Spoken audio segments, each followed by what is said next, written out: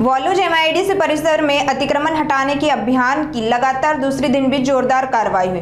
मनसे चौक के pass खुले भूखंड पर वर्षों से फैले बड़े अतिक्रमण को एमआईडीसी प्रशासन ने हटवा दिया। एमआईडीसी के प्रादेशिक अधिकारी अमित भामरे के नेतृत्व में पुलिस बल के साथ हुई इस कार्रवाई ने पूरे इलाके में हड़कंप मचा दिया। इस कदम से स्थानीय लोगों में राहत की भावना है। जो भूखंड होता हा महामंडळाचा ओपन स्पेस होता आणि या भूखंडावर खोटे दस्तावेज नोंदवून हा भूखंड ताबा घ्यायचा प्रयत्न केला होता। त्याबाबत महामंडळाने गुन्हा दाखल केलेला आहे आणि त्यावर ते अतिक्रमण काल स्टे पण उठला या प्रकरणावरील।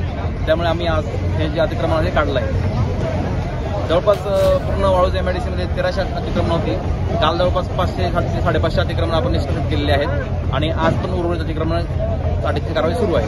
आता आपण 4 टीम तयार केलेल्या आहेत। आता सध्याच्या टीम हे कार्यरत आहेत। इथून आता 4 टीम 4 ठिकाणी जाणार आहेत आणि इथून पुढे आपण 4 टीम करणार आहे। एक टीम ह्याच एरियामध्ये एबीसीडी ब्लॉकमध्ये कंटिन्यू राहणार आहे। एक टीम रहिवासी भागामध्ये जे काल जे उर्वरित राहिले अतिक्रमण तिकडे जाणार आहे। दुसरी टीम जी आहे ती आपला रांजणगाव आणि ट्रान्सफर्सपर्यंतच्या एरियामध्ये जाणार आहे एक्स ब्लॉकमध्ये। आणि चौथी टीम जी आहे ती KLM